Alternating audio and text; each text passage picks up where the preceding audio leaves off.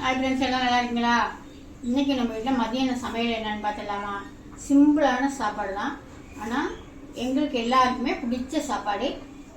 எல்லாருக்குமே பிடிக்கும், யாரும் பிடிக்காதுன்னு சொல்ல மாட்டாங்க. அப்படி என்ன சாப்பாடுன்னு பார்க்குறீங்களா? புளியோதரை. கோயிலெல்லாம் புளியோதரை கொடுப்பாங்கள்ல, அந்த மாதிரி டேஸ்ட்டாக சூப்பராக ஒரு புளியோதரை தான் செய்வேன்.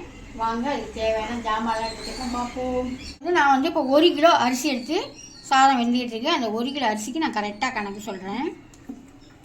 இது வந்து ஒரு புளி வந்து வெந்நீரில் போட்டேன், அதனால் முதுன்னு இருக்குது. ஒரு 100 கிராம் புளி இருக்கும் நான் எடுத்திருக்கேன். 100 கிராம் புளி எடுத்து வெந்நீரில் போட்டு நல்லா ஊற வச்சுருக்கேன். அப்புறம் அதுக்கு தேவையான பொருள் வெந்தயம், ஒரு 1.5 ஸ்பூனுக்கிட்ட வெந்தயம் எடுத்திருக்கேன். 1 ஸ்பூனுக்கிட்ட கடலைப்பருப்பு எடுத்திருக்கேன். ஒரு 10 மிளகாய் இருக்கும், பட்டை மிளகாய் எடுத்திருக்கேன். இந்த 3ஐயும் நான் வெறும் சட்டியில் பொரித்து எடுத்துருவேன். எண்ணெயெல்லாம் ஊற்றாமல் ட்ரையாக பொரித்து எடுத்துருவேன். இந்த மிளகாய் தாளிக்கிறதுக்கு ஒரு 10 மிளகாய். ஏன்னா இவ்வளோ காரம் சேர்க்குறீங்கன்னு நினைக்காதீங்க. புளி நம்ம எந்த அளவுக்கு கரைக்கிறோமோ அந்த அளவுக்கு காரமும் சேர்த்தா தான் நல்லா இருக்குங்க. நல்லா புளிப்பு காரம் எல்லாம் சேர்ந்தா தான் நல்லாயிருக்கும், உப்பு எல்லாமே. அப்புறம் ஒரு ஸ்பூனு, அரை ஸ்பூனுக்கிட்ட, ஒரு அரை ஸ்பூனுக்கிட்ட மிளகு, ஒரு அரை ஸ்பூனுக்கிட்ட ஜீரகம் எடுத்துருக்கேன். இதையுமே நம்ம அந்த வெந்தயத்தோட கடலைப்பருப்போட வெந்த ட்ரையாக வறுத்து எடுத்துக்குவோம். இப்போ எல்லாத்தையும் நான் வறுத்துக்கிட்டு வந்துடுறேன், பார்ப்போம். இந்த புளியை வந்து நான் வந்து நல்லா கட்டியாக தண்ணி ஊற்றி கரைக்காமல் நல்லா திக்காக கரைச்சி எடுத்துக்குவோம். ஏன்னா தண்ணியாக கரைச்சோம்னா ரொம்ப நேரம் கொதிச்சுக்கிட்டு இருக்கும். நல்லா திக்காக கரைச்சோம்னா தான் நல்லா பேஸ்ட்டு மாதிரி நம்ம புளி சாதத்துக்கு நல்லாயிருக்கும். அதனால் நல்லா திக்காக கரைச்சி எடுத்துகிட்டு வந்துடுறேன். புளி சாதத்துக்கு தேவையான பொருட்கள்லாம் வறுத்து எடுத்துக்கலாமா? எடுத்து வச்சுருக்க பட்டை மிளகாய், கடலைப்பருப்பு, வெந்தயம் எல்லாத்தையுமே ஒன்றா போட்டு நல்லா எல்லாம் வெடிக்கிறதுக்கு பிற்பாடு எடுத்துக்க வேண்டியதான். நல்லா பொரிஞ்சிடும். பொரிஞ்சதுக்கு பிற்பாடு எடுத்துக்குவோம். மிளகு ஜீரகம் எல்லாத்தையுமே சடப்பட நல்லா பொரியும், அப்போ எடுத்துக்குவோம். புளிசாத பொடிக்கு நம்ம வறுத்தோம்ல வெந்தயம் கடலைப்பருப்பெல்லாம், அதெல்லாம் பொடி பண்ணி வச்சுட்டேன். இப்போ அதே சட்டி வச்சு எண்ணெயை ஊற்றிருக்கேன். எண்ணெய் காஞ்சிச்சு. அதில் என்ன போட்டிருக்கேன்னு பார்த்தீங்கன்னா கடுகும் உளுத்தம் பருப்பும் போட்டிருக்கேன். கடுகு நல்லா வெடிச்சிச்சு. நல்லா 1 ஸ்பூனுக்கிட்ட கடலைப்பருப்பு எடுத்து வச்சுருக்கேன், அதையும் போட்டுக்குவோம். கடலைப்பருப்பும் நல்லா செவந்து வரட்டும். பட்டை மிளகாய்,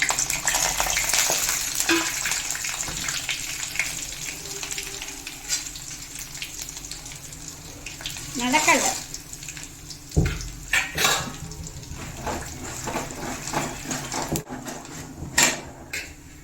இப்போ நம்ம போட்ட ஜாமான் எல்லாமே பொரிஞ்சிச்சு. நல்லா ஃப்ரெஷ்ஷான கருவேப்பிலை ஒரு கட்டு, அப்புறம் பெருங்காயப்பொடி இந்த எண்ணெயிலே போட்டோம்னா நல்லா பொரிஞ்சிக்கும்.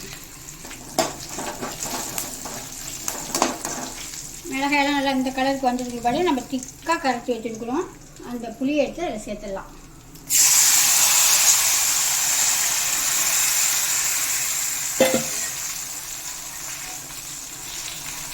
மஞ்சள் பொடியை வந்து நீங்கள் எண்ணெயிலே போட்டுக்கோங்க. நான் எண்ணெயில் போட மறந்துட்டேன், இப்போ நான் போடுறேன். தேவையான உப்பு,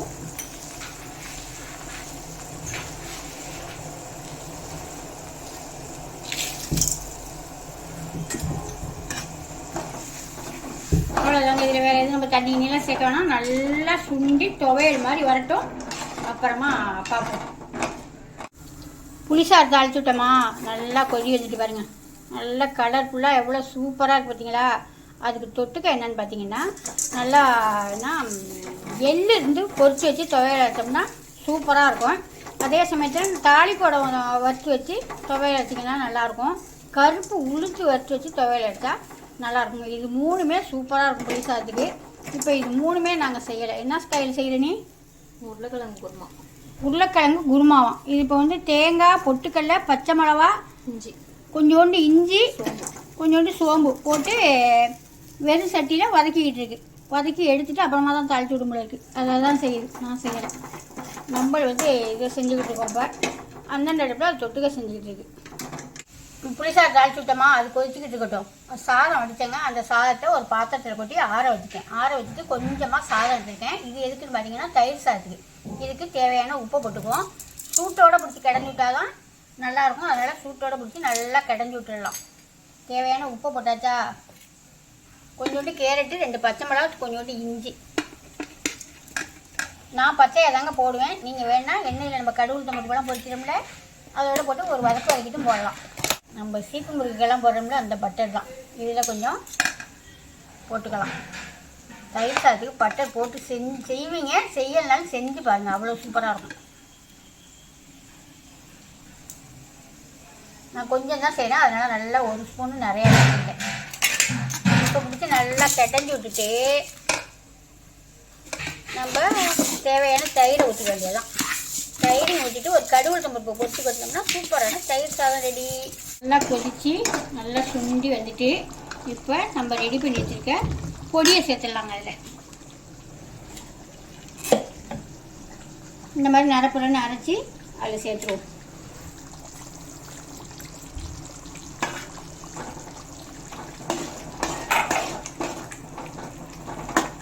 அவ்வளோதான். இது இன்னும் செத்தனால நல்லா சுண்டட்டும், சுண்ட விட்டு பார்ப்போம்.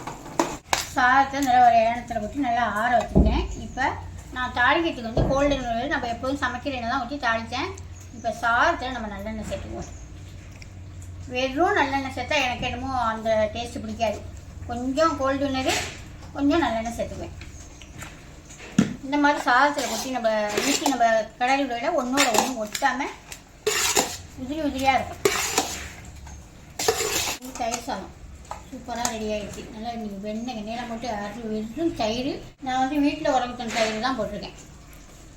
இதில் வந்து கடுகு உளுத்தம்பருப்பு கொண்டு இப்போ பொரிச்சு கொட்டுவேன். சூப்பராக தயிர் சாதம் ரெடி. புளிச்சாரும் ரெடி ஆகிடுச்சிங்க, அருமையாக ரெடி ஆகிடுச்சு. நல்லா காரம் காரமாக அவ்வளோ சூப்பராக அருமையாக இருக்கும். மாதக்கணக்கில் வச்சுக்கலாம். அந்த மாதிரி புளிச்சாரெலாம் ரெடி பண்ணி வச்சுக்கிட்டோம்னா, முன்னாடியெல்லாம் ரெடி பண்ணி எங்கள் பொண்ணுக்கு கொடுப்பேன். ஸ்கூலுக்கெல்லாம் வச்சுக்கிட்டு 10 நாளைக்கு வச்சுக்கிட்டு ஃப்ரிட்ஜில் வச்சு கிளறி கொடுப்போம். இப்போ எல்லாம் ஸ்கூலில் சொல்கிற சாப்பாடு தான் கொடுக்க வேண்டியமா இருக்கா, அதனால இதெல்லாம் வேணாமான்னு சொல்லிடும். இது அருமையாக இருக்குங்க. இது இப்போ நம்ம செஞ்சுருக்க சாப்பாடு வடிச்சிருக்க சாதத்தில் ஊற்றி கிளறிடுவேன். கொஞ்சோண்டு மிச்சப்படும், ஃப்ரிட்ஜில் வச்சுக்கிட்டோம்னா இன்னொரு நாளைக்கு நம்ம செஞ்சுக்கலாம். அருமையான இந்த மாதிரி தான் திக்காக இருக்கும். எவ்வளோ திக்காக இருக்கு பார்த்தீங்களா. இப்போ நம்ம அடுப்பு ஆஃப் பண்ணிட்டு எடுத்துக்கலாம். இங்கே கம்மி. இது வந்து உருளைக்கிழங்கு வெள்ளை குருமா சூப்பராக ரெடி ஆயிடுச்சு. அதில் வந்து கொஞ்சோண்டு கருப்பு கொண்டக்கடலை ஊற வச்சுருந்தேன் தாளிக்கிறதுக்கு. அதில் ஒரு 10 கடலை எடுத்து போட்டிருக்காங்க. இதை தொட்டுக்கிட்டு சாப்பிட்லாம். புளிசாதத்துக்கு நல்லாயிருக்கும். நான் வேறு எதுவும் தொட்டுக்கெல்லாம் செய்யலை. அவ்வளோதான். வாங்க புளிசாதம் எடுத்துகிட்டு போய் கிளறிடலாம். இப்போ கொஞ்சம் கொஞ்சமாக நம்ம தேவையான சாரை ஊற்றிக்கலாம். ஊற்றிக்கிட்டு பத்தாததுக்கு அப்புறமா நம்ம கொஞ்சம் கொஞ்சமாக சேர்த்துக்கலாம்.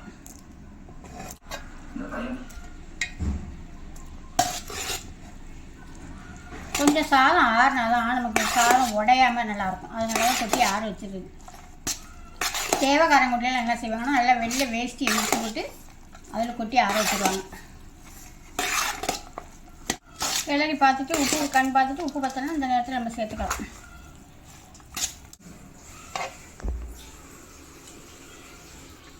இப்போ கரெக்டாக இருந்தது. நல்லா காரம், புளிப்பு, உப்பு எல்லாமே கரெக்டாக. இதில் மிளகு ஜீரகம்லாம் போட்டோமா, அந்த வாசத்தோடு நல்லா அருமையாக இருக்குது. சூப்பராக இருக்கா பார்க்கலையே. நொசன்னு இல்லாமல் நல்லா விதையாக சாதத்தையும் கொஞ்சம் விதையாக வச்சுக்கணும். அவ்வளோதாங்க. சாப்பாடெலாம் ரெடி ஆகிடுச்சு. இப்போ சாப்பிட போகிறேங்க. வாங்க. சூப்பரான புளியோதரை அருமையாக ரெடி ஆகிட்டு, இதே மாதிரி நான் செஞ்ச மாதிரியே நீங்களும் செஞ்சு பார்த்துட்டு எப்படி இருக்குன்னு கமெண்டில் சொல்லுங்கள். உங்களுக்கு சாதம் பிடிக்குமா என்னென்னு அதையும் சொல்லுங்கள்.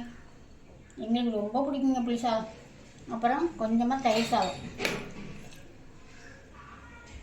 அருமையான தயிர் சாதம். தயிர் சாதத்தை பார்த்ததுமே சாப்பிடணும் போல இருக்கு. அவ்வளோ சூப்பராக இருக்குது தயிர் சாதம். இதுக்கு தொட்டுக்கிறதுக்கு உருளைக்கிழங்கு குருமா மாதிரி ஒன்று செஞ்சுருக்கு. தொட்டுக்கிட்டு சாப்பிட சூப்பராக இருக்கும். கொண்டக்கடலை கொஞ்சம் எடுத்து தாளித்து வச்சுருக்கேன். இந்த கொண்டக்கடலையும் இந்த புளி சாதத்துக்கும் எனக்கு பிடிக்குங்க. கொண்டக்கடலையோட இந்த புளி சாதத்தை சாப்பிடையில எனக்கு பிடிக்கும். அதனால் கொஞ்சோண்டு கொண்டக்கடலையும் தாளித்து வச்சுருக்கேன். உங்களுக்கும் பிடிக்குமா என்னன்னு சொல்லுங்கள். கோயிலெல்லாம் அந்த மாதிரி கருப்பு கொண்டக்கடலை இந்த மாதிரி புளி சாதம் தான் கொடுப்பாங்க. சக்கரை பொங்கல் மட்டும் மிஸ்ஸிங். நம்ம சக்கரை பொங்கல் ஒன்றும் இல்லை. இந்த புளி சாதமும் இந்த கொண்டக்கடலையும் சேர்த்து சாப்பிடையில ரொம்பவே டேஸ்ட்டாக இருக்கும். இந்த கொண்டக்கடலையை ஊற வச்சு அவிச்சிட்டு இந்த சாதத்தோடையும் போட்டு கிளறுவாங்க. அதுவே நல்லா தான் இருக்கும். நான் வந்து இப்போ தனித்தனியாக செஞ்சுருக்கேன். இந்த மாதிரிலாம் சாப்பிட்றதுக்கு உங்களுக்கும் பிடிக்குமா என்னென்னு கமெண்டில் சொல்லுங்கள். இன்றைக்கி ஒன்றும் வேலையெல்லாம் ஒன்றும் இல்லை. கொஞ்சோண்டு காலையில் பலகாரம் செஞ்சோம். அதுவும் வந்து எடுத்துக்கிறேன்னு சொல்லிட்டாங்க. பாக்கெட் போட்டு இருக்குது. இன்றைக்கி வந்து அது எதுக்கு கிருஷ்ண ஜெயந்தி. ஆமாம், அது கொஞ்சம் பாக்கெட் போட்டு வச்சுருக்குறோம். அதுதான் இன்னைக்கு காலையில் செஞ்சது. இப்போ இன்றைக்கி பெட்டிக்கிட்டே எதுவும் போடல. திங்கக்கிழமை காலையில் தான் பலகாரம் செஞ்சு கேட்டவங்களுக்கு அனைத்து பேருக்குமே மசாலா ஐட்டம் பலகாரம் எல்லாமே அன்னைக்கு போட்டோம்னா நாளைக்கு போய் எங்கேயாவது நிற்கும். அதனால திங்கக்கிழமை காலையில் பலகாரமாக செஞ்சு வெட்டி போட்டு விட்ருவோம். அவ்வளோதாங்க. இந்த வீடியோ உங்களுக்கு பிடிச்சிருந்தா ஒரு லைக் பண்ணுங்கள், ஃப்ரெண்டுக்கெல்லாம் ஷேர் பண்ணுங்கள், மறந்துடாமல் ஒரு சர்ப்ரைஸ் பண்ணுங்கள். நான் செஞ்சது மாதிரி நீங்களும் புளிசாதம் செஞ்சு பார்த்துட்டு எப்படி இருக்குன்னு கமெண்ட்டில் சொல்லுங்கள். பாய்.